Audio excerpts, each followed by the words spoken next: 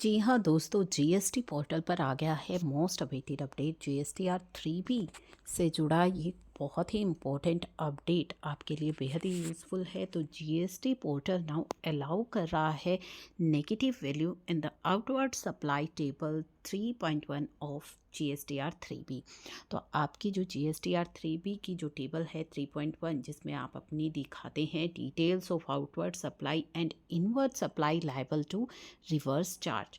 तो ये जो टेबल है इसमें अब पोर्टल आपको अलाउ कर रहा है नेगेटिव वैल्यू, यानी कि आपकी नेगेटिव वैल्यू है तो अब आप जो है अपनी नेगेटिव वैल्यू के साथ एंट्रीज कर सकते हैं। This development facilitated for tax payers and address the issue of negative liability में टैक्स पेयर्स के पास केवल सेल रिटर्न ट्रांजैक्शंस हैं। ठीक है, तो आपको आगे जा कर के उनको एडजस्ट करना होता था, लेकिन अब केवल यदि आपके पास सेल रिटर्न ट्रांजैक्शन है और कोई सेल ट्रांजैक्शन नहीं है किसी पर्टिकुलर मंथ के अंदर, तो अब आपके लिए यहाँ पे जो परेशानी है वो ख़त्म हो गई है, क्योंकि पोर्टल जो है अब आपको अलाउ कर रहा है नेगेटिव फिगर, यानी कि सेल रिटर्न है केवल, तो आप जो है उसे भी एंटर कर सकते हैं। अदरवाइज़ जब आपके पास सेल होती है तो आपको उसमें से एडजस्ट करना पड़ता था, लेकिन अब ये प्रॉब्लम आपकी जो है ख़त्म हो चुकी है, क्योंकि अब आपकी जीएसटीआर 3B के अंदर ये नया अपडेट आ गया है।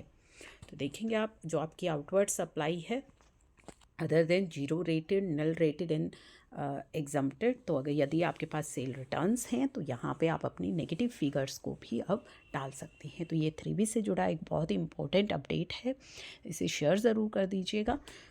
इसके अलावा भी जीएसटी के अंदर बहुत सारे इंपॉर्टेंट अपडेट हुए हैं, जिसकी वीडियोस हम आपके साथ शेयर कर रहे हैं। काफ़ी सारे अपडेट्स आ रहे हैं जीएसटी के अंदर, और बजट जो कि 1 फरवरी को सभी बजट की वेट कर रहे हैं, और बजट के जो लेटेस्ट न्यूज़ है कि अब आपका जो इनकम टैक्स एक्ट है उसको चेंज करने की जो है काफ़ी सारी अपडेट्स आ रही हैं कि आपका जो इनकम टैक्स है उसके काफ़ी सारे प्रोविजंस अब डिलीट होने वाले हैं। एक नया टैक्स लॉ आपको पढ़ने को मिलेगा। तो काफ़ी सारे अपडेट्स अभी जो न्यूज़ है वो शेयर हो रही है सोशल मीडिया पर। एग्जैक्टली जो अपडेट है वो आपको देखने को मिलेगा जब बजट आएगा। तो ये जो अपडेट है इसे भी ज़रूर शेयर कर दीजिएगा। जीएसटीआर 1 के अंदर भी काफ़ी सारे चेंजेस किए गए हैं। HSN रिपोर्टिंग आपकी फैब 2025 से एप्लीकेबल हो जाएगी। किस तरह से आपको रिपोर्टिंग करनी है, अब मैनुअल एंट्रीज़ ख़त्म की जा रही हैं। ड्रॉप डाउन लिस्ट में से आपको सेलेक्ट करना होगा HSN।